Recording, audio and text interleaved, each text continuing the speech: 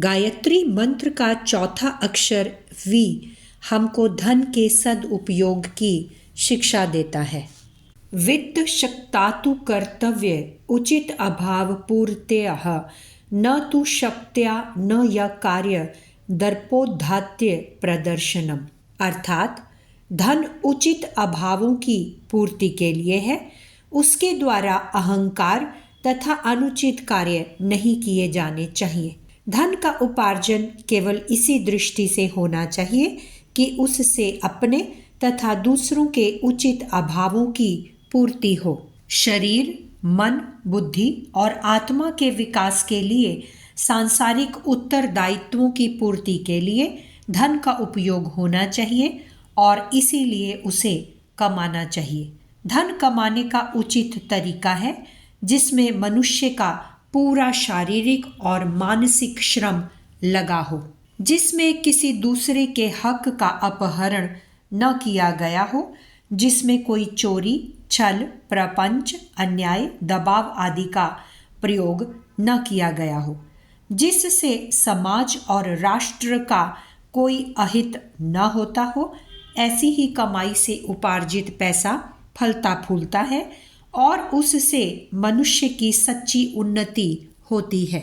जिस प्रकार धन के उपार्जन में औचित्य का ध्यान रखने की आवश्यकता है, वैसे ही उसे खर्च करने में, उपयोग में भी सावधानी बरतनी चाहिए। अपने तथा अपने परिजनों के आवश्यक विकास के लिए धन का उपयोग करना ही कर्तव्य है।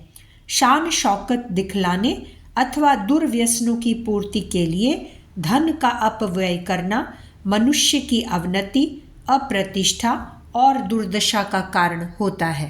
अपनी उचित शारीरिक, मानसिक, आत्मिक और सांसारिक आवश्यकताओं की उपेक्षा करके जो लोग अधिक से अधिक धन इकट्ठा करने की तृष्णा में डूबे रहते हैं और सात पुश्त के लिए अमीरी छोड़ जाना चाहते हैं, वे बड़ी भूल करते हैं। मुफ्त की दौलत मिलने से आगामी संतान आलसी, व्यसनी, अपव्ययी तथा अन्य बुराइयों का शिकार बन सकती है। जिसने जिस पैसे को पसीना बहाकर नहीं कमाया है, वह उसका मूल्यांकन नहीं कर सकता।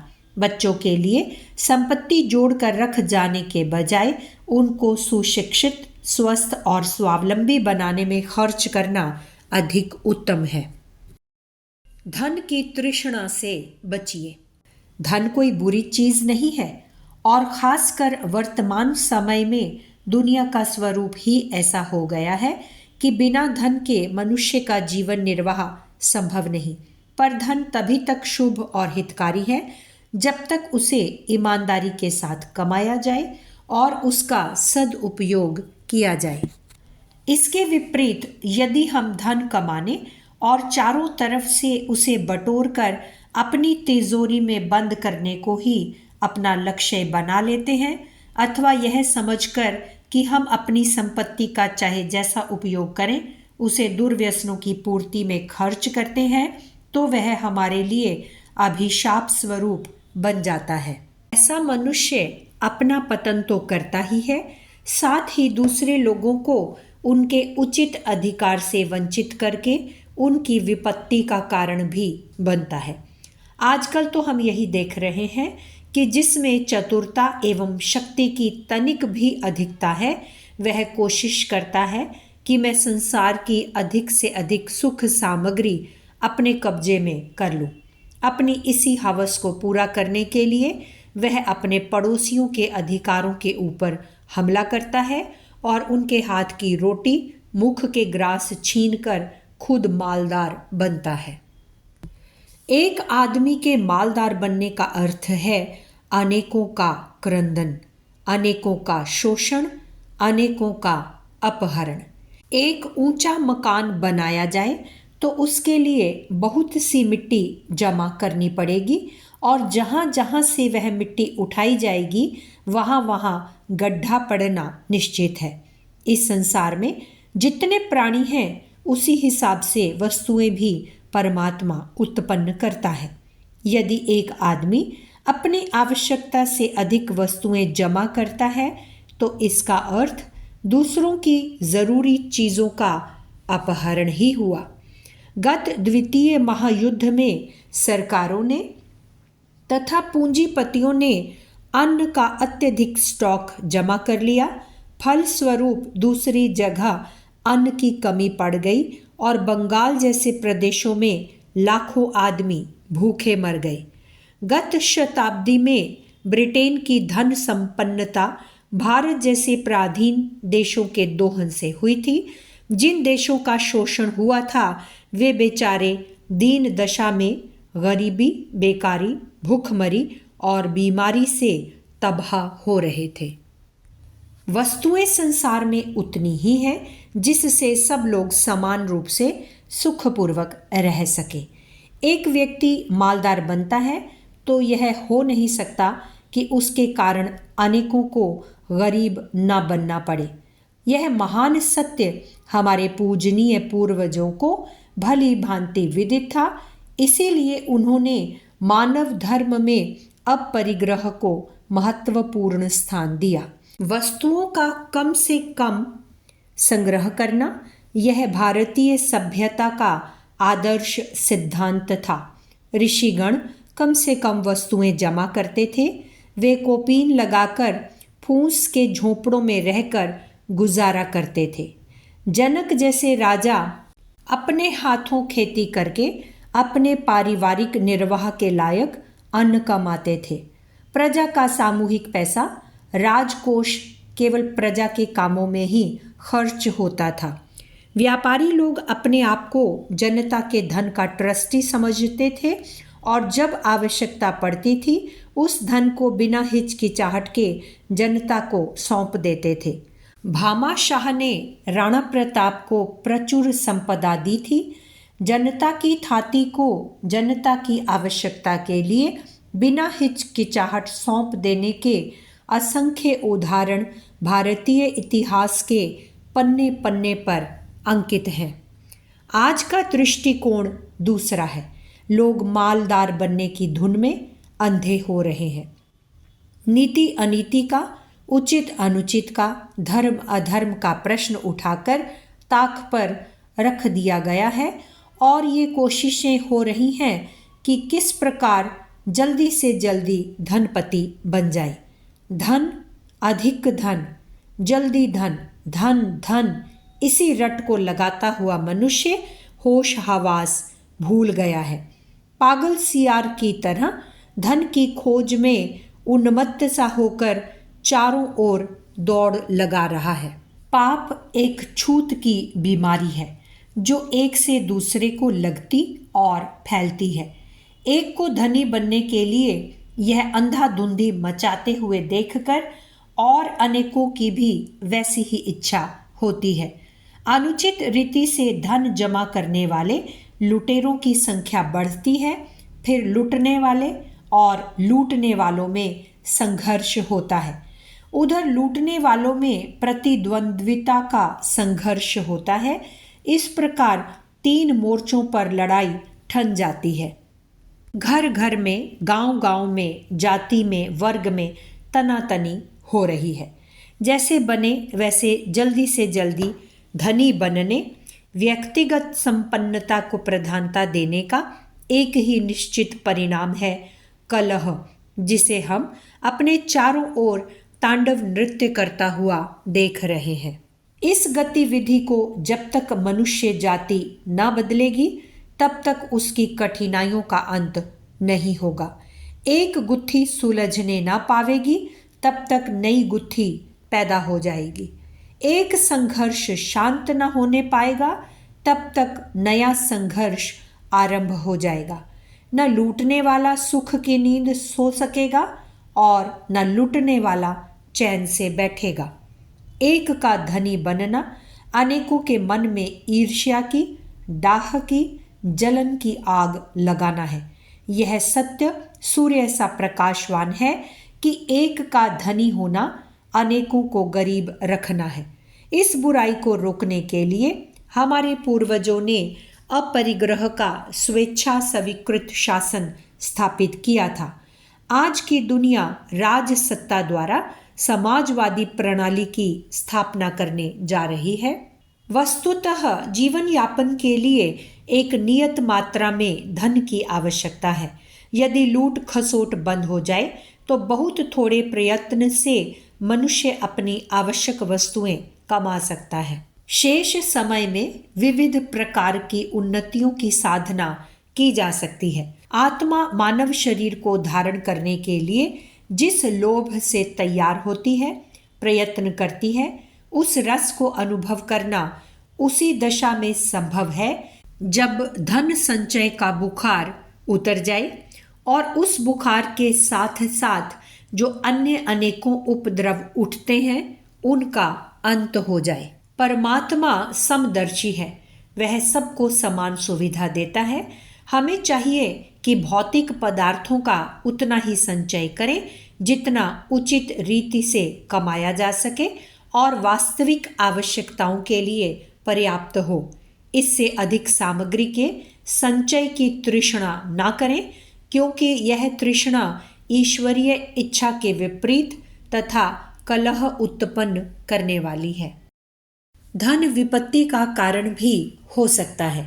इस प्रकार हम देखते हैं कि वर्तमान समय में संसार के अधिकांश लोगों ने धन के वास्तविक दर्जे को भूलकर उसे बहुत ऊंचे आसन पर बैठा दिया है। आजकल की अवस्था को देखकर तो हमको यही प्रतीत होता है कि मानव जीवन का सबसे बड़ा शत्रु धन है। यह स्वीकार करना होगा। ईसा मसीह ने गलत नहीं लिखा कि धनी का स्वर्ग में प्रवेश पाना असंभव है। इसका अर्थ केवल यही है कि धन मनुष्य को इतना अंधा कर देता है कि वह संसार के सभी कर्तव्यों से गिर जाता है। धन का इसी में महत्व है कि वह लोक सेवा में व्यय हो, नहीं तो धन के समान अनर्थकारी और कुछ नहीं। श्रीमद् भागवत में कहा गया है, स्तेयम हिंसा नृतम दंभः कामः क्रोधः स्मयो मदः भेदो वैरम अविश्वासः संस्पर्धा व्यसनानि च एते पंचदश अनर्था ह्यर्थमूला मता नृणाम तस्माद् अनर्थमर्थाख्यम श्रेयो अर्थी दूरतस्त्यजेत। अर्थात धन से ही मनुष्यों में ये 15 अनर्थ उत्पन्न होते हैं।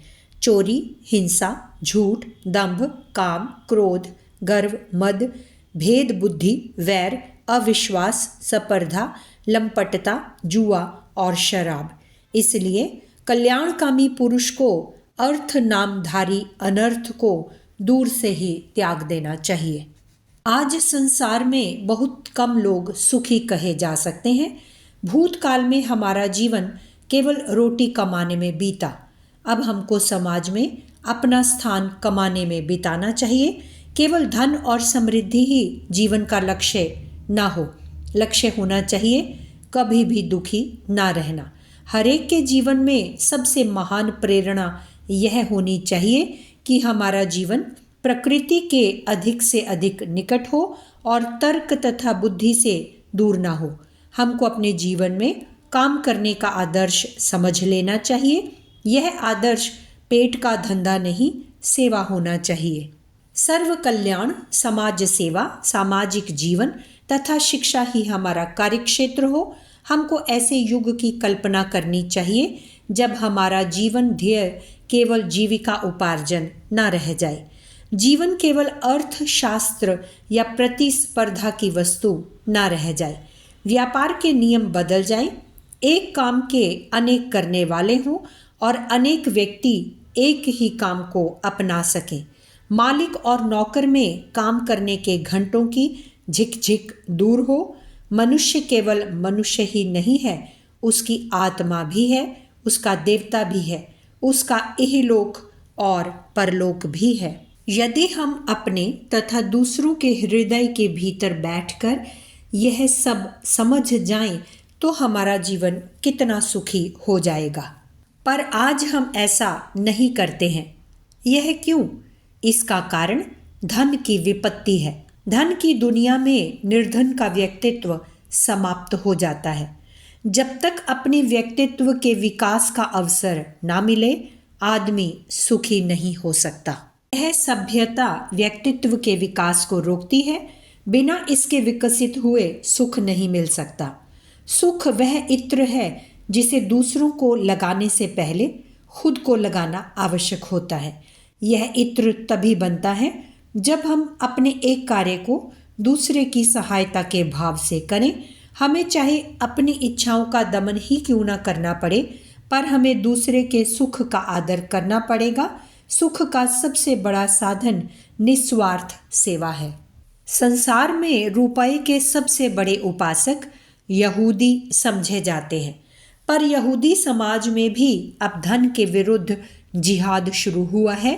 यरूशलेम मित्र संघ की ओर से चूज यानी पसंद कर लो शीर्षक एक पुस्तक प्रकाशित हुई है, जिसका लक्ष्य है तुम ईश्वर तथा शैतान दोनों की एक साथ उपासना नहीं कर सकते।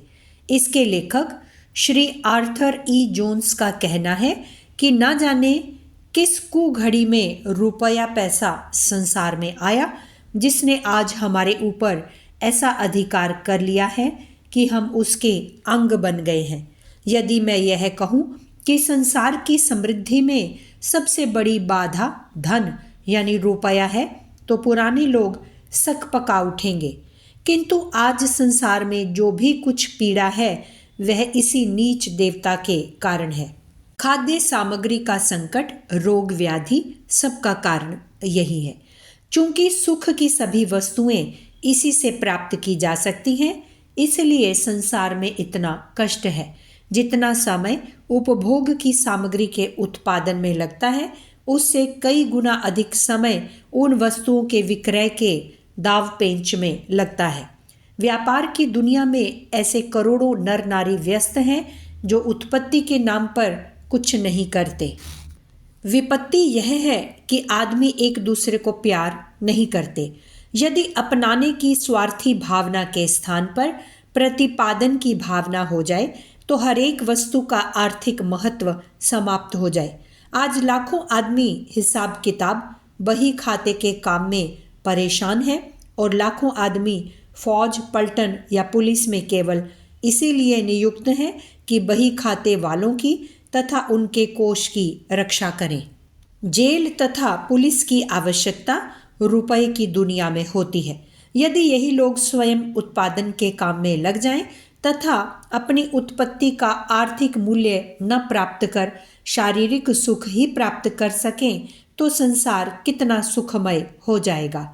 आज संसार में अटूट संपत्ति, उच्च अट्टालिकाओं में, बैंक तथा कंपनियों के भवनों में सेना, पुलिस, जेल तथा रक्षकों के दल में लगी हुई है।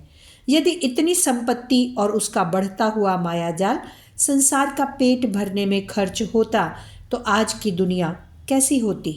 अस्पतालों में लाखों नर नारी रुपए की मार से या अभाव से बीमार पड़े हैं तथा लाखों नर नारी धन के लिए जेल काट रहे हैं। प्रायः हर परिवार में इसका झगड़ा है, मालिक और नौकर में इसका झगड़ा है। यदि धन की मर्यादा ना होती तो यह संसार कितना मर्यादित हो जाता। यह सत्य है कि संसार में पैसा एकदम उठ जाए ऐसी संभावना नहीं है, पर पैसे का विकास, उसकी महत्ता तथा उसका राज्य रोका अवश्य जा सकता है। इसके लिए हमको अपना मोह तोड़ना होगा। स्वार्थ के स्थान पर परमार्थ, समृद्धि के झूठे सपने के स्थान पर त्याग तथा भाग्य के स्थान पर भगवान की शरण लेनी होगी। नहीं तो आज की हाय हाय जो हमारे जीवन का सुख नष्ट कर चुकी है, अब हमारी आत्मा को भी नष्ट करने वाली है। हमें सब कुछ खोकर भी अपनी आत्मा को बचाना है।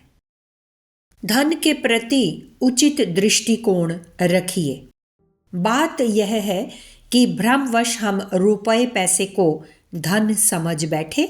स्थावर संपत्ति का नामकरण हमने धन के रूप में कर डाला और हमारे जीवन का केंद्र बिंदु, आनंद का स्रोत इस जड़ स्थावर जंगम के रूप में सामने आया। हमारा प्रवाह गलत मार्ग पर चल पड़ा। क्या हमारे अमूल्य श्वास प्रश्वास की कुछ क्रियाओं की तुलना या मूल्यांकन त्रैलोक्य की संपूर्ण संपत्ति से किया जा सकता है? कारून का सारा खजाना जीवन रूपी धन की चरण राज्य से भी अल्प क्यों माना जाए? सच्चा धन हमारा स्वास्थ्य है। विश्व की संपूर्ण उपलब्ध सामग्री का अस्तित्व जीवन धन की योग्य शक्ति पर ही अवलंबित है। मानव अप्राप्य के लिए चिंतित तथा प्राप्य के प्रति उदासीन है। हमारे पास जो है उसके लिए सुख का श्वास नहीं लेता, संतोष नहीं करता, वरन क्या नहीं है इसके लिए वह दुखी और परेशान है।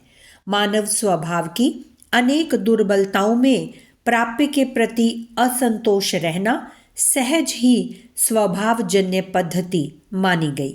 मानव आदिकाल से ही मस्तिष्क का दिवालिया रहा।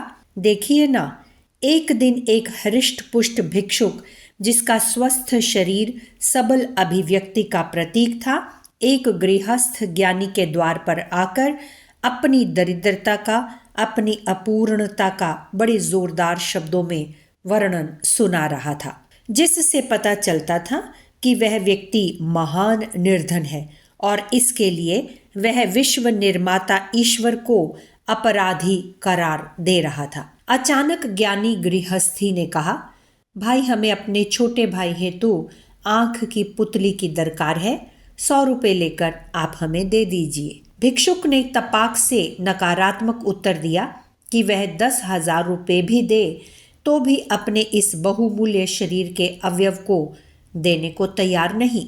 कुछ क्षण बाद पुनः ज्ञानी गृहस्थ ने कहा, मेरे पुत्र का मोटर दुर्घटना में बायां पांव टूट चुका है, अतः 10,000 रुपये आप नगद लेकर आज ही अस्पताल चलकर अपना पैर दे दें तो बड़ी कृपा होगी। इस प्रश्न पर वह भिक्षुक अत्यंत ही क्रोधित मुद्रा में होकर बोला, 10,000 तो दरकिनार रहे, 1 लाख क्या 10 लाख भी दें तो भी मैं अपने बहुमूल्य अवयव नहीं दूंगा। और रुष्ट होकर जाने लगा। गंभीरता के साथ ज्ञानी ने रोककर कहा, भाई तुम तो बड़े ही धनी हो, जब तुम्हारे 2 अवयवों का मूल्य 50 लाख रुपए के लगभग होता है तो भला संपूर्ण देह का मूल्य तो अरबों रुपए होगा। तुम तो अपनी दरिद्रता का ढिंढोरा पीटते हो, अरे लाखों को ठोकर मार रहे हो। अतः जीवन धन अमूल्य है। हम अपना दृष्टिकोण ठीक करें। मिट्टी के ढेलों को, जड़ वस्तु को धन की उपमा देकर उसकी रक्षा के लिए संतरी तैनात किए, विशाल तिजोरियों के अंदर सुरक्षित किया। चोरों से, डाकुओं से किसी भी मूल्य पर हमने उसे बचाया, परंतु प्रतिदिन नष्ट होने वाला, हमारी प्रत्येक दैनिक अशुचि क्रियाओं द्वारा घुल घुल कर मिटने वाला यह जीवन दीप बिना तेल के बुझ जाएगा।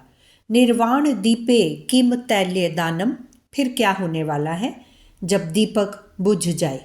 हमें आलस्य, अकर्मण्यता आदि स्वास्थ्य को हानि पहुंचाने वाली दैनिक क्रियाओं द्वारा इस जीवन धन की रक्षा करनी होगी।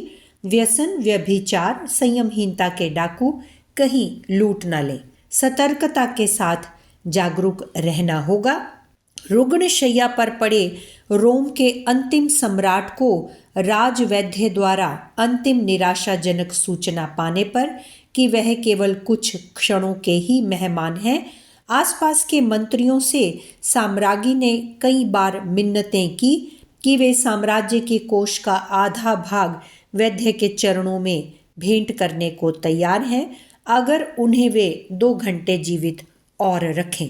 उत्तर था, त्रैलोक्य की संपूर्ण लक्ष्मी भी सम्राट को निश्चित क्षण से 1 श्वास भी अधिक देने में असमर्थ है। क्या हमारी आंखों के ज्ञान की ज्योति बुझ चुकी है? क्या उपरोक्त कथन से स्पष्ट नहीं कि जीवन धन अमूल्य है तथा अखिल ब्रह्मांड की किसी भी वस्तु की तुलना में यह महान है? धन का सच्चा स्वरूप।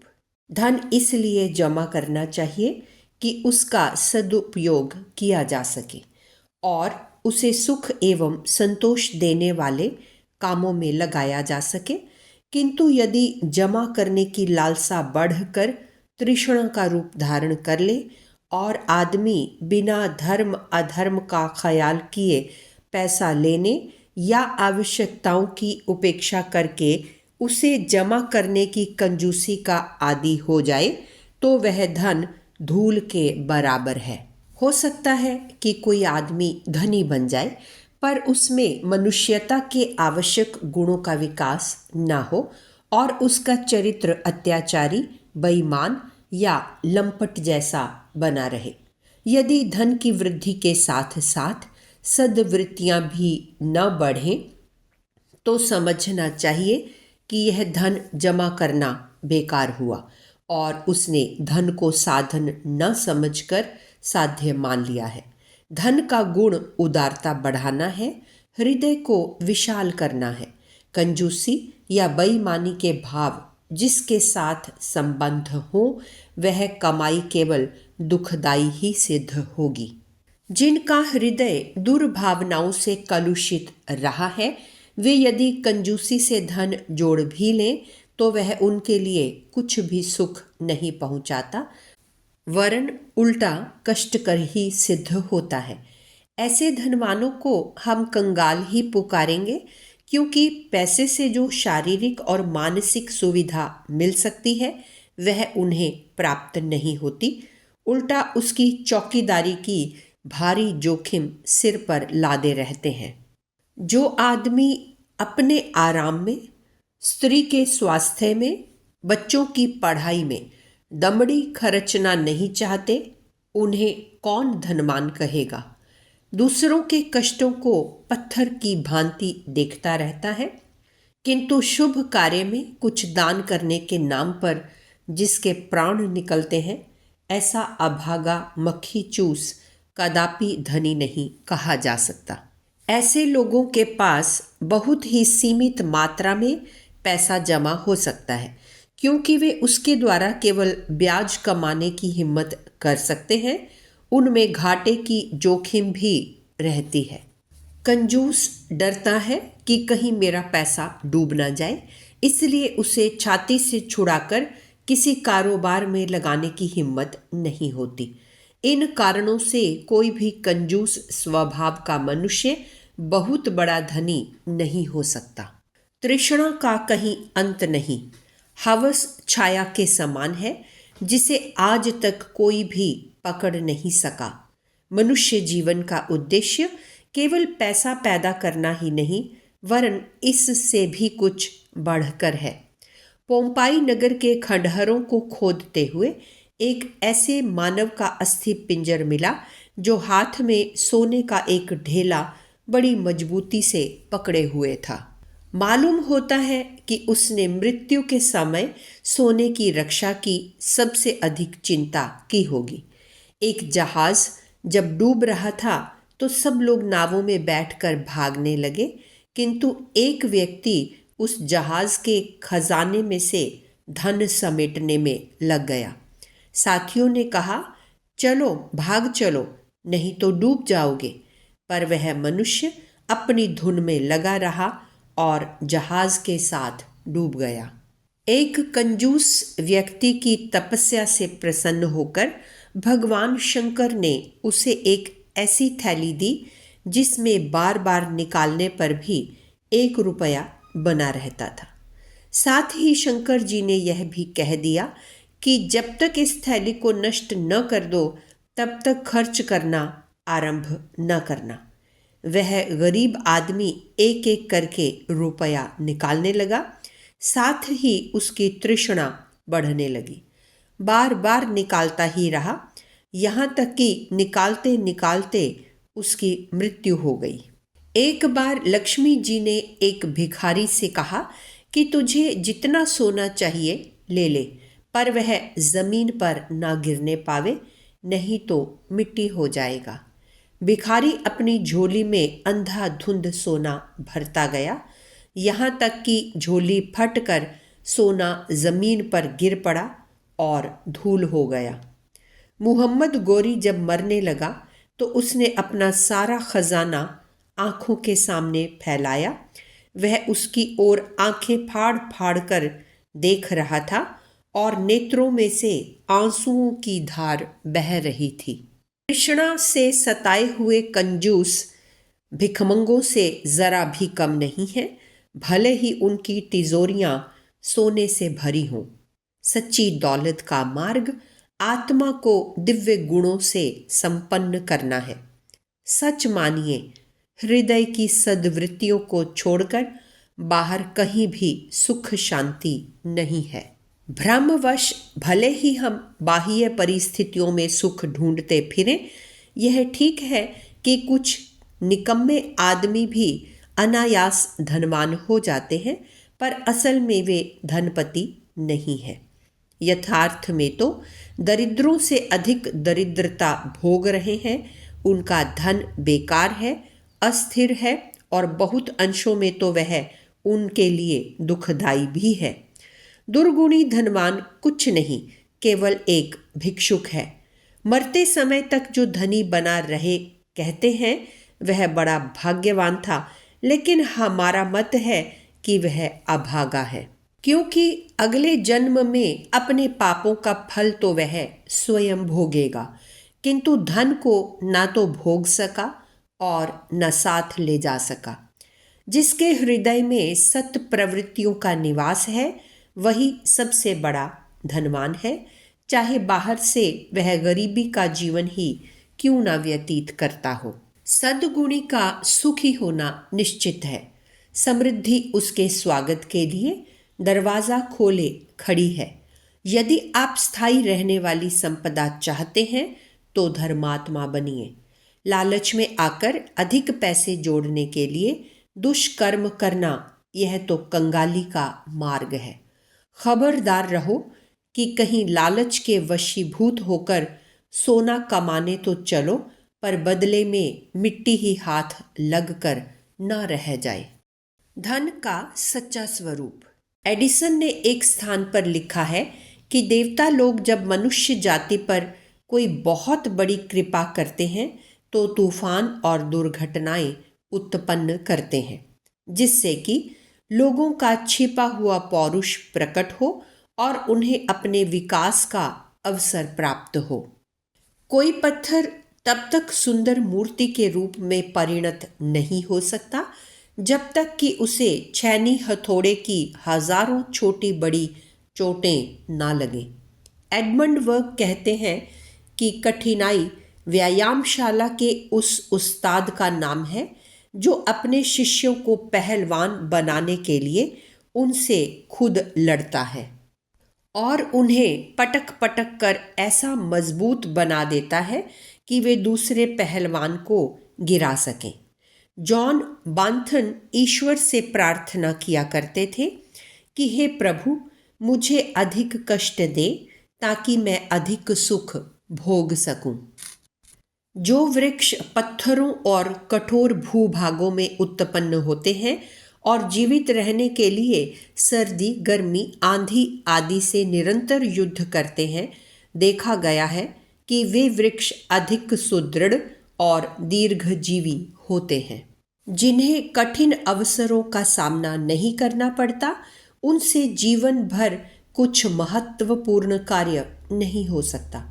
एक तत्वज्ञानी कहा करता था कि महापुरुष दुखों के पालने में झूलते हैं और विपत्तियों का तकिया लगाते हैं। आपत्तियों की अग्नि हमारी हड्डियों को फौलाद जैसा मजबूत बनाती है। एक बार एक युवक ने एक अध्यापक से पूछा, क्या मैं एक दिन प्रसिद्ध चित्रकार बन सकता हूँ? अध्यापक ने कहा, नहीं। इस पर उस युवक ने आश्चर्य से पूछा, क्यों? अध्यापक ने उत्तर दिया, इसलिए कि तुम्हारी पैतृक संपत्ति से 1000 रुपया मासिक की आमदनी घर बैठे हो जाती है।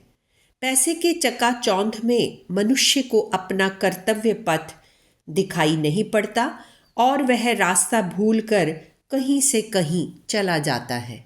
कीमती औजार लोहे को बार बार गर्म करके बनाए जाते हैं। हथियार तब तेज होते हैं जब उन्हें पत्थर पर खूब घिसा जाता है।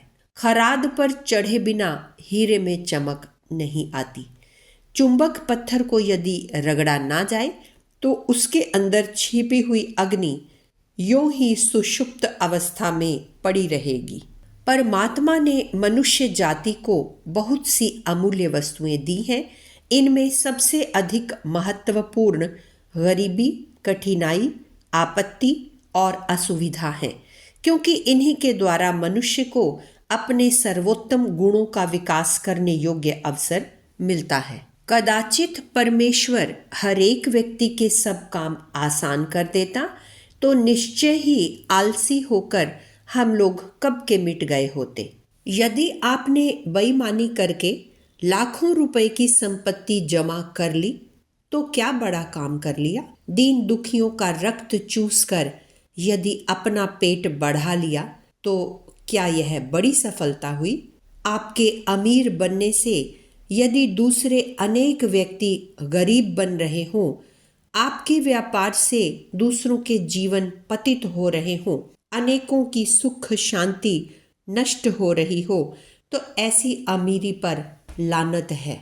याद रखिए, एक दिन आपसे पूछा जाएगा कि धन को कैसे पाया और कैसे खर्च किया। याद रखिए, आपको एक दिन न्याय तुला पर तोला जाएगा और उस समय अपनी भूल पर आपको पश्चाताप होगा। तब देखोगे कि आप उसके विपरीत निकले जैसा कि आपको होना चाहिए था। आप आश्चर्य करेंगे कि क्या बिना पैसों के भी कोई धनवान हो सकता है। लेकिन सत्य समझिए, इस संसार में ऐसे अनेक मनुष्य हैं जिनकी जेब में एक पैसा नहीं या जिनकी जेब ही नहीं, फिर भी वे धनवान हैं और इतने बड़े धनवान कि उनकी बराबरी कोई दूसरा नहीं कर सकता। जिसका शरीर स्वस्थ है, हृदय उदार है और मन पवित्र है, यथार्थ में वही धनवान है। स्वस्थ शरीर चांदी से अधिक कीमती है, उदार हृदय सोने से भी अधिक मूल्यवान है और पवित्र मन की कीमत रत्नों से अधिक है। लॉर्ड कालिंगवुड कहते थे, दूसरों को धन के ऊपर मरने दो, मैं तो बिना पैसे का अमीर हूँ, क्योंकि मैं जो कमाता हूँ नेकी से कमाता हूँ। सिसरो ने कहा है, मेरे पास थोड़े से ईमानदारी के साथ कमाए हुए पैसे हैं, परंतु वे मुझे करोड़पतियों से अधिक आनंद देते हैं। दधीची, वशिष्ठ, व्यास, वाल्मीकि, तुलसीदास, सूरदास, रामदास, कबीर आदि बिना पैसे के अमीर थे। वे जानते थे कि मनुष्य का सब आवश्यक भोजन मुख द्वारा ही अंदर नहीं जाता और न आनंद देने वाली वस्तुएं पैसे से खरीदी जा सकती हैं। ईश्वर ने जीवन रूपी पुस्तक के प्रत्येक पृष्ठ पर अमूल्य रहस्यों को अंकित कर रखा है। यदि हम चाहें तो उनको पहचानकर जीवन को प्रकाशपूर्ण बना सकते हैं। एक विशाल हृदय और उच्च आत्मा वाला मनुष्य झोंपड़ी में भी रत्नों की जगमगाहट पैदा करेगा। जो सदाचारी है और परोपकार में प्रवृत्त है, वह इस लोक में धनी है और परलोक में भी, भले ही उसके पास द्रव्य का अभाव हो। यदि आप विनयशील, प्रेमी, निस्वार्थ और पवित्र हैं तो विश्वास कीजिए, आप अनंत धन के स्वामी हैं। जिसके पास पैसा नहीं वह गरीब कहा जाएगा, परंतु जिसके पास केवल पैसा है वह उससे भी अधिक कंगाल है। क्या आप सद्बुद्धि और सद्गुणों को धन नहीं मानते? अष्टावक्र 8 जगह से टेढ़े थे और गरीब थे, पर जब जनक की सभा में जाकर अपने गुणों का परिचय दिया तो राजा उनका शिष्य हो गया। द्रोणाचार्य जब धृतराष्ट्र के राज दरबार में पहुंचे तो उनके शरीर पर कपड़े भी नहीं थे, पर उनके गुणों ने उन्हें राजकुमारों के गुरु का सम्मानपूर्ण पद दिलाया। महात्मा डियोजनीज के पास जाकर दिग्विजयी सिकंदर ने निवेदन किया, महात्मन, आपके लिए क्या वस्तु उपस्थित करूं? उन्होंने उत्तर दिया, मेरी धूप मत रोक और एक तरफ खड़ा हो जा। वह चीज मुझसे मत छीन जो तू मुझे नहीं दे सकता। इस पर सिकंदर ने कहा, यदि मैं सिकंदर ना होता, डियोजनीज ही होना पसंद करता। गुरु गोविंद सिंह, वीर हकीकत राय, छत्रपति शिवाजी, राणा प्रताप आदि ने धन के लिए अपना जीवन उत्सर्ग नहीं किया था। माननीय गोखले से एक बार एक संपन्न व्यक्ति ने पूछा, आप इतने राजनीतिज्ञ होते हुए भी गरीबी का जीवन क्यों व्यतीत करते हैं? तो उन्होंने उत्तर दिया, मेरे लिए यही बहुत है। पैसा जोड़ने के लिए जीवन जैसी महत्वपूर्ण वस्तु का अधिक भाग नष्ट करने में मुझे कुछ भी बुद्धिमत्ता प्रतीत नहीं होती। तत्वज्ञों का कहना है कि हे ऐश्वर्य की इच्छा करने वाले, अपने तुच्छ स्वार्थों को सड़े और फटे पुराने कुर्ते की तरह उतार कर फेंक दो। प्रेम और पवित्रता के नवीन परिधान ग्रहण करो। रोना, झींकना, घबराना और निराश होना छोड़ो। विपुल संपदा आपके अंदर भरी पड़ी है। धनवान बनना चाहते हो तो उसकी कुंजी बाहर नहीं, भीतर तलाश करो। धन और कुछ नहीं, सद्गुणों का छोटा सा प्रदर्शन मात्र है। लालच, क्रोध, घृणा, द्वेष, छल और इंद्रिय लिप्सा को छोड़ दो। प्रेम, पवित्रता, सज्जनता, नम्रता, दयालुता, धैर्य और प्रसन्नता से अपने मन को भर लो। बस फिर दरिद्रता तुम्हारे द्वार से पलायन कर जाएगी। निर्बलता और दीनता के दर्शन भी ना होंगे। भीतर से एक ऐसी अगम्य और सर्वविजयी शक्ति का आविर्भाव होगा जिसका विशाल वैभव दूर दूर तक प्रकाशित हो जाएगा। ईमानदारी की कमाई ही स्थिर रहती है। जो मनुष्य धन के विषय में अध्यात्मवेत्ताओं के दृष्टिकोण को समझ लेता है, वह उसे कभी सर्वोपरि स्थान नहीं दे सकता। इसका अर्थ यह नहीं कि वह संसार को त्याग दे अथवा निर्धनता और दरिद्रता का जीवन यापन करने लगे। हमारे कथन का आशय इतना ही है कि धन के लिए नीति और न्याय के नियमों की अवहेलना कदापि मत करो। और जहाँ धर्म और अधर्म, सत्य और असत्य का प्रश्न उठे, वहाँ हमेशा धर्म और सत्य का पक्ष ग्रहण करो, चाहे उससे धन का लाभ होता हो या हानि। धन कमाया जाए और उसका उचित उपभोग भी किया जाए, पर पूरी ईमानदारी के साथ। धन नदी के समान है। नदी सदा समुद्र की ओर अर्थात नीचे की ओर बहती है। इसी तरह धन को भी जहाँ आवश्यकता हो वहीं जाना चाहिए। परंतु जैसे नदी की गति बदल सकती है, वैसे ही धन की गति में भी परिवर्तन हो सकता है। कितनी ही नदियाँ इधर उधर बहने लगती हैं और उनके आसपास बहुत सा पानी जमा हो जाने से जहरीली हवा पैदा होती है। इन्हीं नदियों में बांध बनाकर जिधर आवश्यकता हो उधर उनका पानी ले जाने से वही पानी जमीन को उपजाऊ और आसपास की वायु को उत्तम बनाता है। इसी तरह धन का मनमाना व्यवहार होने से बुराई बढ़ती है, गरीबी बढ़ती है। सारांश यह है कि वह धन विष तुल्य हो जाता है, पर यदि उसी धन की गति निश्चित कर दी जाए, उसका नियम पूर्वक व्यवहार किया जाए, तो बांधी हुई नदी की तरह वह सुखप्रद बन जाता है। अर्थशास्त्री धन की गति के नियंत्रण के नियम को एकदम भूल जाते हैं। उनका शास्त्र केवल धन प्राप्त करने का शास्त्र है, परंतु धन तो अनेक प्रकार से प्राप्त किया जा सकता है। एक जमाना ऐसा था जब यूरोप में धनिकों को विष देकर लोग उनके धन से स्वयं धनी बन जाते थे। आजकल गरीब लोगों के लिए जो खाद्य पदार्थ तैयार किए जाते हैं, उनमें व्यापारी लोग मिलावट करते हैं, जैसे दूध में सुहागा, आटे में आलू, कहवे में चीकरी, मक्खन में चर्बी इत्यादि। यह भी विष देकर धनवान होने के समान ही है। क्या इसे हम धनवान होने की कला या विज्ञान कहेंगे?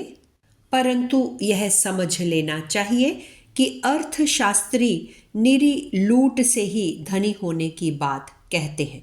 उनकी ओर से कहना ठीक होगा कि उनका शास्त्र कानून संगत और न्याय युक्त उपायों से धनवान होने का है। पर इस जमाने में यह भी होता है कि अनेक बातें जायज़ होते हुए भी न्याय बुद्धि से विपरीत होती हैं। इसलिए न्यायपूर्वक धन अर्जन करना ही सच्चा रास्ता कहा जा सकता है। और यदि न्याय से ही पैसा कमाने की बात ठीक हो तो न्याय अन्याय का विवेक उत्पन्न करना मनुष्य का पहला काम होना चाहिए। केवल लेन देन के व्यावसायिक नियम से काम लेना या व्यापार करना काफ़ी नहीं है। यह तो मछलियाँ, भेड़िए और चूहे भी करते हैं। बड़ी मछली छोटी मछली को भी खा जाती है, चूहा छोटे जीव जंतुओं को खाता है और भेड़िया आदमी को खा डालता है। उनका यही नियम है। उन्हें दूसरा कोई ज्ञान नहीं, परंतु मनुष्य को ईश्वर ने समझ दी है, न्याय बुद्धि दी है। उसके द्वारा दूसरों को भक्षण कर, उन्हें ठग कर, उन्हें भिखारी बनाकर उसे धनवान नहीं बनना चाहिए। धन साधन मात्र है और उससे सुख और दुख दोनों ही हो सकते हैं। यदि वह अच्छे मनुष्य के हाथ में पड़ता है तो उसकी बदौलत खेती होती है और अन्न पैदा होता है। किसान निर्दोष मजदूरी करके संतोष पाते हैं और राष्ट्र सुखी होता है। खराब मनुष्य के हाथ में धन पड़ने से मान लीजिए उससे गोले बारूद बनते हैं और लोगों का सर्वनाश होता है। गोला बारूद बनाने वाला राष्ट्र और जिस पर वह इनका प्रयोग करता है, वे दोनों ही हानि उठाते और दुख पाते हैं। इस तरह हम देखते हैं कि सच्चा आदमी ही धनी है। जिस राष्ट्र में नीति है वह धन संपन्न है। यह जमाना भोग विलास का नहीं। हर एक आदमी को जितनी मेहनत मजदूरी हो सके उतनी करनी चाहिए। सोना चांदी एकत्र हो जाने से कुछ राज्य मिल नहीं जाता। यह स्मरण रखना चाहिए कि पश्चिम में सुधार हुए अभी 100 ही वर्ष हुए हैं, बल्कि सच पूछिए तो कहा जाना चाहिए कि इतने ही दिनों में पश्चिम की जनता वर्ण शंकर सी होती दिखाई देने लगी है। व्यापारी का काम भी जनता के लिए जरूरी है, पर हमने मान लिया है कि उसका उद्देश्य केवल अपना घर भरना है। कानून भी इसी दृष्टि से बनाए जाते हैं कि व्यापारी झपाटे के साथ धन बटोर सके। चाल भी ऐसी पड़ गई है कि ग्राहक कम से कम दाम दे और व्यापारी जहां तक हो सके अधिक मांगे और ले। लोगों ने खुद ही व्यापार में ऐसी आदत डाली और अब उसे उसकी बेईमानी के कारण नीची निगाह से देखते हैं। इस प्रथा को बदलने की आवश्यकता है। यह कोई नियम नहीं हो गया है कि व्यापारी को अपना स्वार्थ ही साधना है, धन ही बटोरना है। इस तरह के व्यापार को हम व्यापार न कहकर चोरी कहेंगे।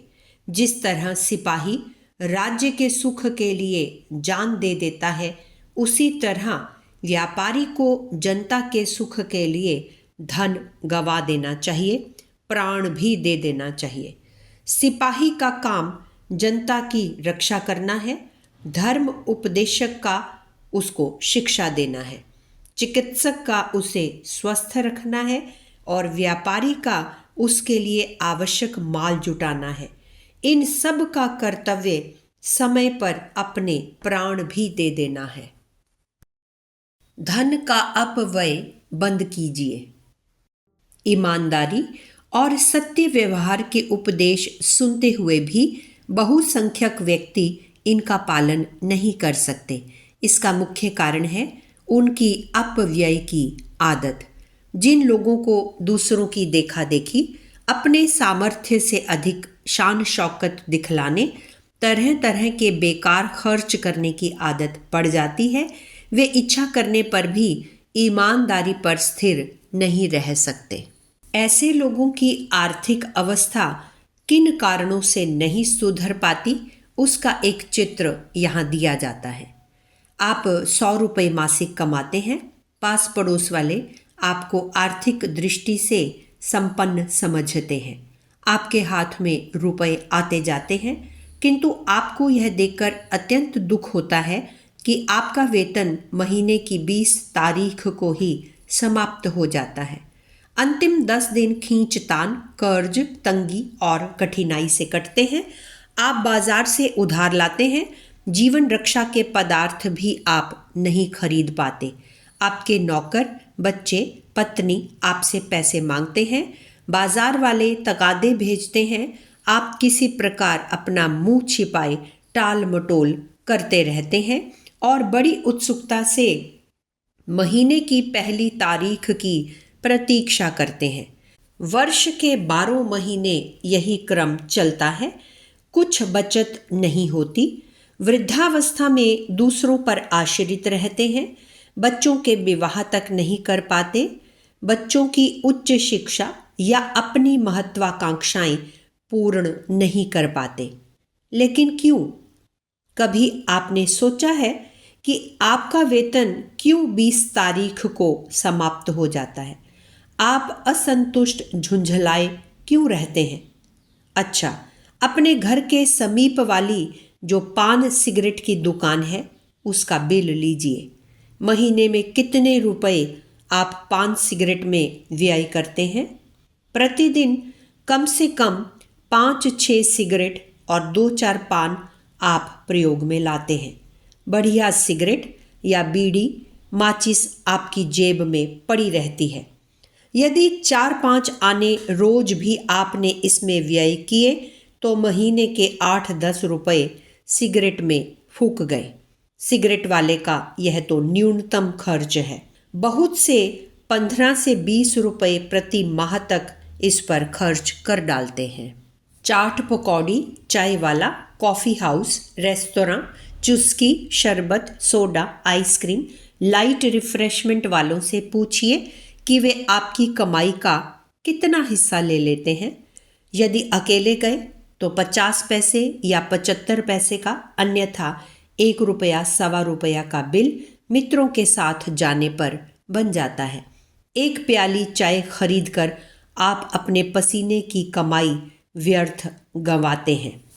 चुस्की, शरबत, सोडा क्षण भर की चटोरी आदतों की तृप्ति करते हैं। इच्छाएं फिर भी अतृप्त रहती हैं। मिठाई से न ताकत आती है, न कोई स्थायी लाभ होता है। उल्टे पेट में भारी विकार उत्पन्न होते हैं। सिनेमा हाउस का टिकट बेचने वाला और गेटकीपर आपको पहचानता है। आपको देखकर वह मुस्कुरा उठता है, हंसकर 2 बातें करता है, फिल्म अभिनेत्रियों की तारीफ के पुल बांध देता है। आप वह फिल्म देखते हैं, साथ ही दूसरी का नमूना देखकर दूसरी को देखने का बीज मन में ले आते हैं।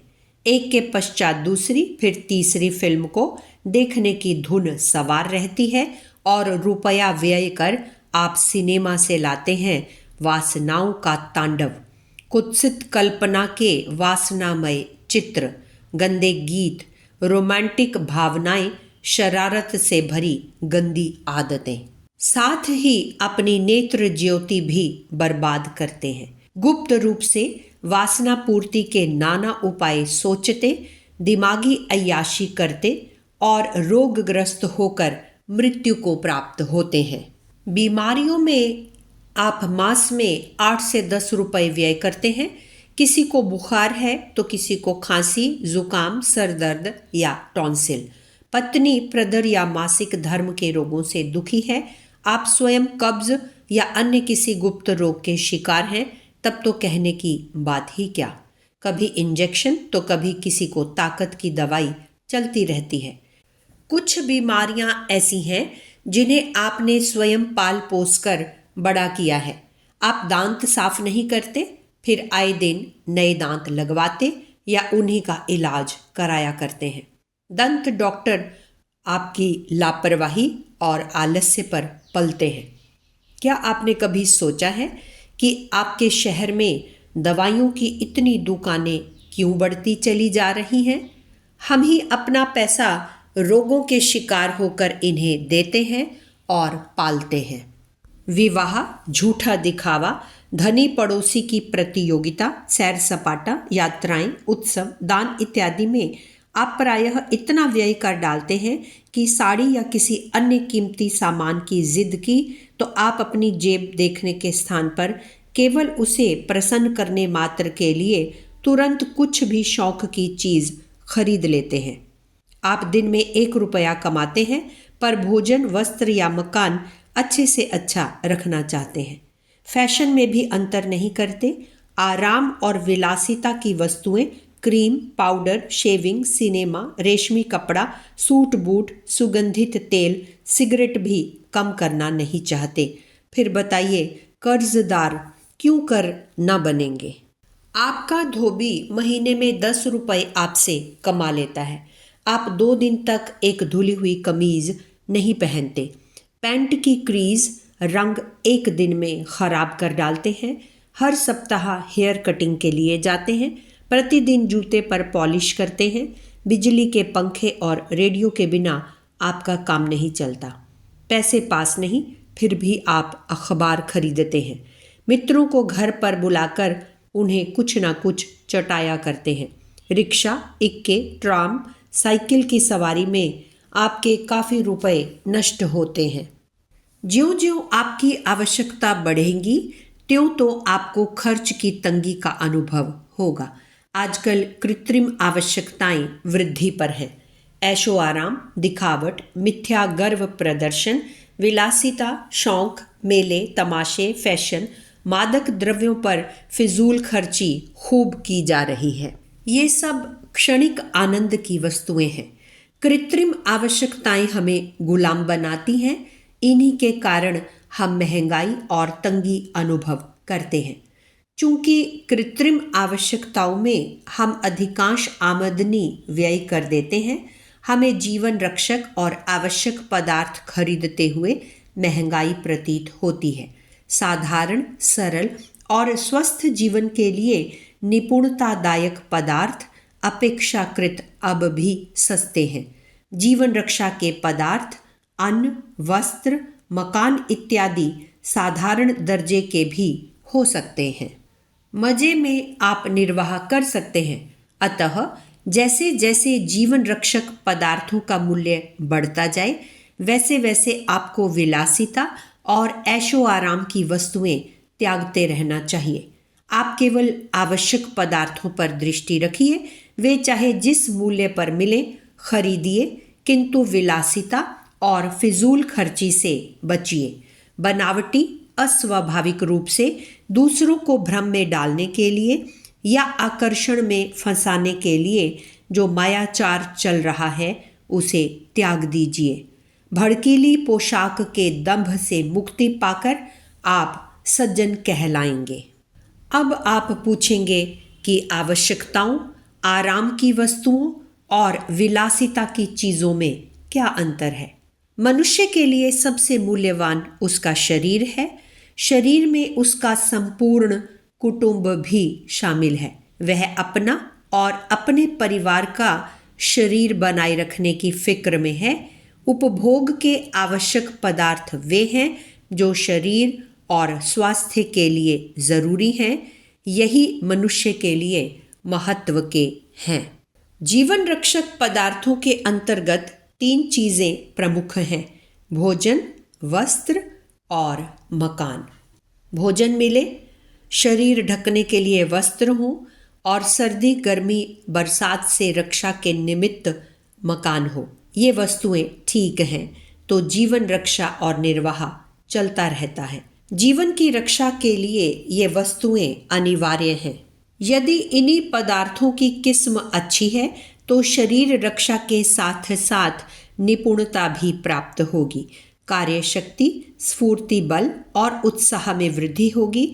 शरीर निरोग रहेगा और मनुष्य दीर्घजीवी बनेगा। ये निपुणतादायक पदार्थ क्या हैं? अच्छा पौष्टिक भोजन जिसमें अन्न, फल, दूध, तरकारियां, घृत इत्यादि प्रचुर मात्रा में हो। टिकाऊ वस्त्र जो सर्दी गर्मी से रक्षा कर सके। हवादार स्वस्थ वातावरण में खड़ा हुआ मकान जो शरीर को धूप, हवा, जल इत्यादि प्रदान कर सके। यदि आपकी आमदनी इतनी है कि निपुणतादायक चीज खरीद सकते हैं तो आराम की चीजों को अवश्य लीजिए। इनसे आपकी कार्यकुशलता तो बढ़ेगी पर उस अनुपात में नहीं जिस अनुपात में आप खर्च करते हैं। विलासिता में धन व्यय करना नाशकारी है। इनसे खर्च की अपेक्षा निपुणता और कार्यकुशलता कम प्राप्त होती है। कभी कभी कार्यकुशलता का ह्रास तक हो जाता है। मनुष्य आलसी और विलासी बन जाता है, काम नहीं करना चाहता। रुपया बहुत खर्च होता है और लाभ कम मिलता है।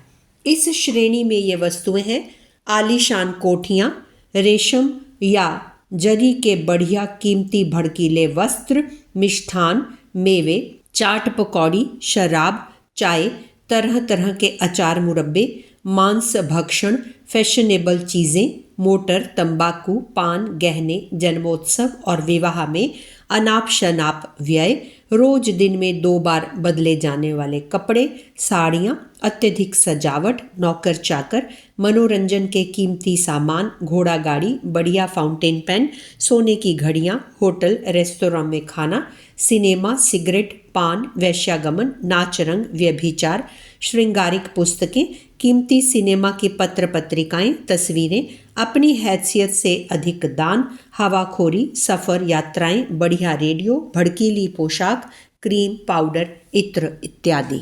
उपरोक्त वस्तुएं जीवन रक्षा या कार्यकुशलता के लिए आवश्यक नहीं, किंतु रुपये की अधिकता से आदत पड़ जाने से आदमी अनाप शनाप व्यय करता है और इन्हीं की ज़रूरत अनुभव करने लगता है।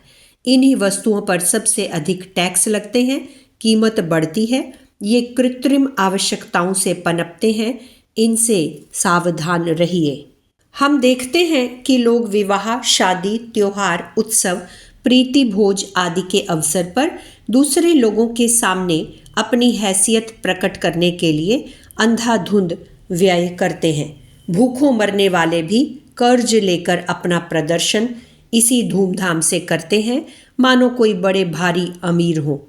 इस धूमधाम में उन्हें अपनी नाक उठती हुई और न करने में कटती हुई दिखाई पड़ती है। भारत में गरीबी है, पर गरीबी से कहीं अधिक मूढ़ता, अंधविश्वास, रूढ़िवादिता, मिथ्या प्रदर्शन, घमंड, धर्म का तोड़ मरोड़ दिखावा और अशिक्षा है। हमारे देशवासियों की औसत आय 3-4 आने प्रतिदिन से अधिक नहीं। इसी में हमें भोजन, वस्त्र, मकान तथा विवाह शादियों के लिए बचत करनी होती है। पैसे की कमी के कारण हमारे देशवासी मुश्किल से दूध, घी, फल इत्यादि खा सकते हैं।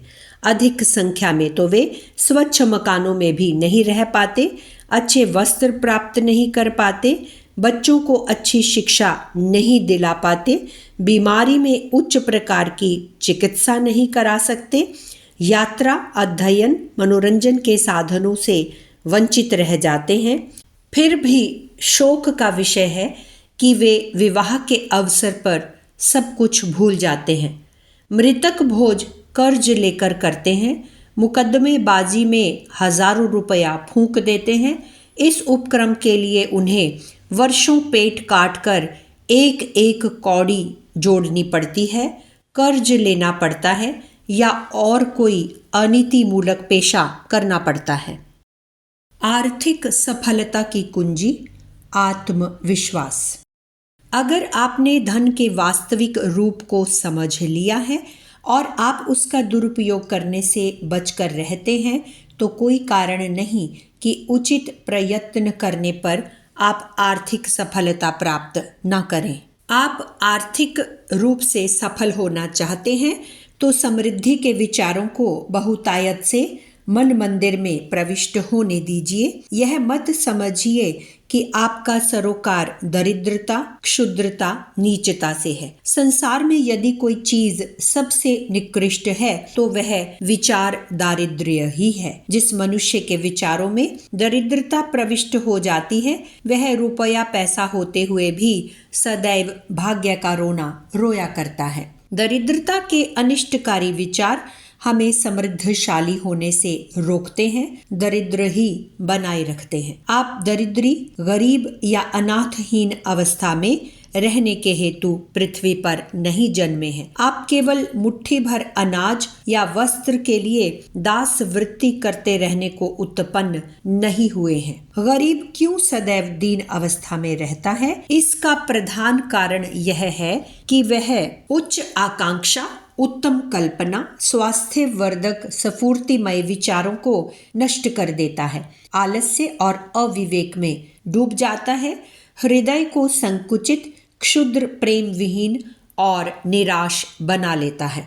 सीमाक्रांत दरिद्रता आने पर जीवन ठहर भी जाता है, प्रगति अवरुद्ध हो जाती है, मनुष्य ऋण से दबकर निष्प्रभ हो जाता है। उसे अपने गौरव, स्वाभिमान को भी सुरक्षित रखना दुष्कर प्रतीत होता है। दरिद्री विचार वाले असमय में ही वृद्ध होते देखे गए हैं। जो बच्चे दरिद्र घरों में जन्म लेते हैं उनके गुप्त मन में दरिद्रता की गुप्त मानसिक ग्रंथियां इतनी जटिल हो जाती हैं कि वे जीवन में कुछ भी उच्चता या श्रेष्ठता प्राप्त नहीं कर पाते। दरिद्रता कमल के समान तरोताज़ा चेहरों को मुरझा देती है, सर्वोत्कृष्ट इच्छाओं का नाश हो जाता है। यह दुस्सह मानसिक दरिद्रता मनुष्य को पीस देने वाली है।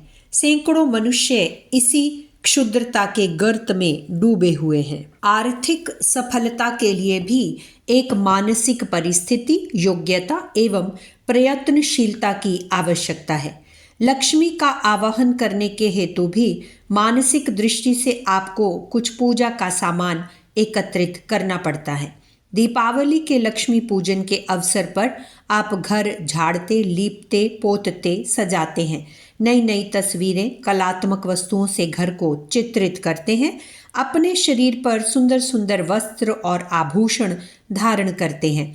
इसी भांति मानसिक पूजा भी किया कीजिए, अर्थात मन के कोने कोने से दरिद्रता, गरीबी, परवशता, क्षुद्रता, संकुचितता, ऋण के जाले विवेक की झाड़ू से साफ कर दीजिए। मानसिक पटल को आशावादिता की सफेदी से पोत दीजिए। मानसिक घर में आनंद, आशा, उत्साह, प्रसन्नता के मनोरम चित्र लगाइए। फिर श्रम और मित व्ययता के नियमों के अनुसार लक्ष्मी देवी की साधना करिए। आर्थिक सफलता आपकी होगी। सब विद्याओं में शिरोमणि वह विद्या है जो हमें पवित्रता और निकृष्ट विचारों से मन को साफ करना सिखाती है। परमपिता परमात्मा की कभी यह इच्छा नहीं कि हम आर्थिक दृष्टि से भी दूसरों के गुलाम बने रहें। हमें उन्होंने विवेक दिया है जिसे धारण कर हम उचित अनुचित खर्चों का अंतर समझ सकते हैं, विषय वासना और नशीली वस्तुओं से मुक्त हो सकते हैं, अपने अनुचित खर्च, विलासिता और फैशन में कमी कर सकते हैं, घर में होने वाले नाना प्रकार के अपव्यय को रोक सकते हैं। अपनी आय वृद्धि करना हमारे हाथ की बात है।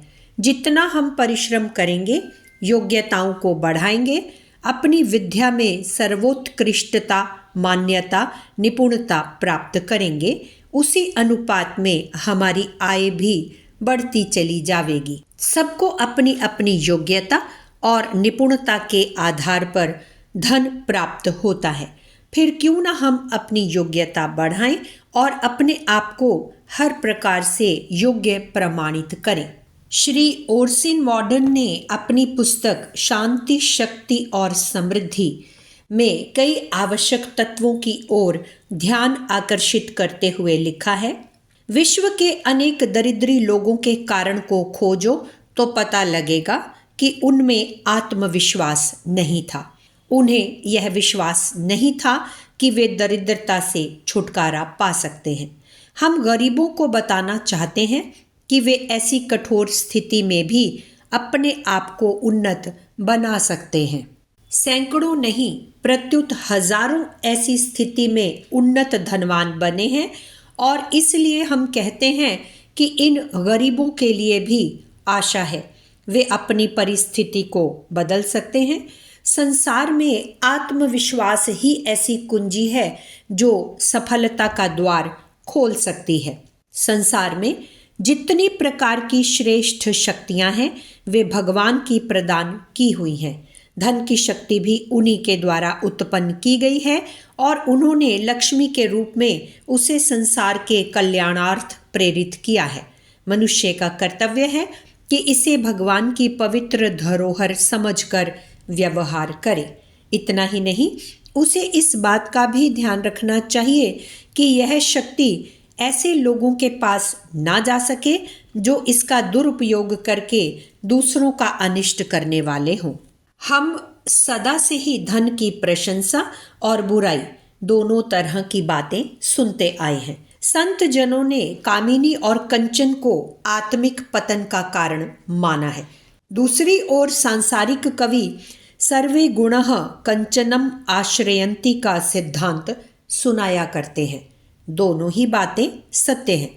अगर हम धन में आसक्त होकर उसी को सार वस्तु समझ लें और उसकी प्राप्ति के लिए पाप पुण्य का ध्यान भी छोड़ दें अथवा उसका दुरुपयोग करें तो निश्चय ही वह नर्क का मार्ग है।